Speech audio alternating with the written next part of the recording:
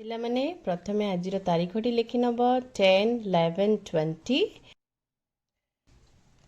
Okay. ତାପରେ ପ୍ରଥମେ heading ଲେଖିବ ଛବି ଦେଖି ଲେଖ। ତାମାନେ ତୁମେ ଛବି ଗୋଟେ ପଟରେ ଅଙ୍କନ କରିବ ଏବଂ ଆର ପଟରେ ତାର ନାମଟି ଲେଖିବ। ତ ଚାଲ ଦେଖିବା ଏଇ ଛବିଟି କ'ଣ ତୁମେ କହିପାରିବ ପିଲାମାନେ। ଏଇଠି ତ ଜଣେ ହସୁଛି, ତ ଆମେ ଏଇଠି ଲେଖିବା ହସ। ଯେହେତୁ ତୁମେ ଦୁଇ ଅକ୍ଷର ବିଶିଷ୍ଟ ଶବ୍ଦ ଗୁଡ଼ିକ ଲେଖିବ, ତ ଏଇଠି ଲେଖିବ ହସ। ହ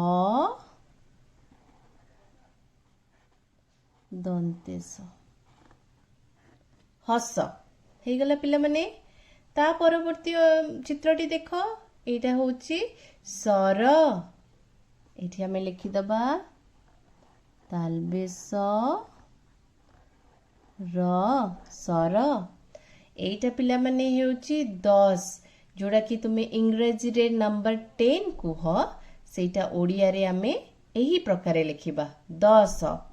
ଏ ଲେଖି ନେବ 10 ଦ ତାଲବେଶ ହେଇଗଲା। ଆଚ୍ଛା ପିଲାମାନେ କହିଲ ଏଇଟା କ'ଣ? ଏଇଠି ଗୋଟେ ରସିଟେ ବି ଲାଗିଛି। ହଁ, ଏଇଟା ହେଉଛି ରଥ।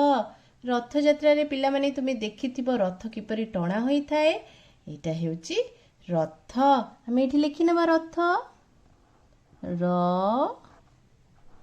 ଥ ରଥ। ଠିକ ଅଛି। ତା ପରବର୍ତ୍ତୀ ଦେଖ, ଏଇଟା ହେଉଛି ଫଳ। ଏଇଠି ଲେଖିନେବ ଫଳ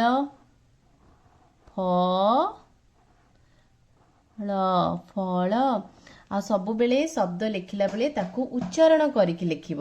ଦେଖିବ ତୁମେ ମାନଙ୍କର ଏଇ ଶବ୍ଦଟି ବହୁତ ହି ସହଜ ଉପାୟରେ ମନେ ରହିଯିବ। ଏଇଟା ପିଲାମାନେ ଦେଖ, ଏଇଟା ତୁମେ ମାନଙ୍କୁ ବହୁତ ଭଲ ଲାଗେ। ଏଇଟା ହେଉଛି ରସ, ଫଳ ରସ। ତ ଆମେ ଏଇଠି କେବଳ ରସ ଲେଖିବା। ଠିକ ଅଛି।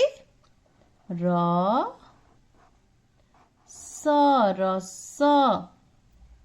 ଆଚ୍ଛା ଦେଖିଲ ପିଲାମାନେ, ଏଇଟା ହେଉଛି କଳ। ସମସ୍ତଙ୍କ ଘର ମାନଙ୍କରେ ଅଛି। ତୁମେ ମାନଙ୍କର ସବୁ ରୁମରେ ଦେଖିଥିବ ଏଇ କଳଟି ତୁମକୁ ମିଳିବ, ଯୋଉଥିରୁ କି ଆମକୁ ଜଳ ମିଳିଥାଏ। ଏଇଥିରୁ ଜଳ ଆସିଥାଏ। ଆମେ ଯେତେବେଳେ କଳଟି ଖୋଲିଦବା, ସେଇଠୁ ଭସ୍ ଭସ୍ କିନା ଜଳ ବାହାରି ଆସେ। ଏଇଠି ଆମେ ଲେଖିନେବା ଜଳ।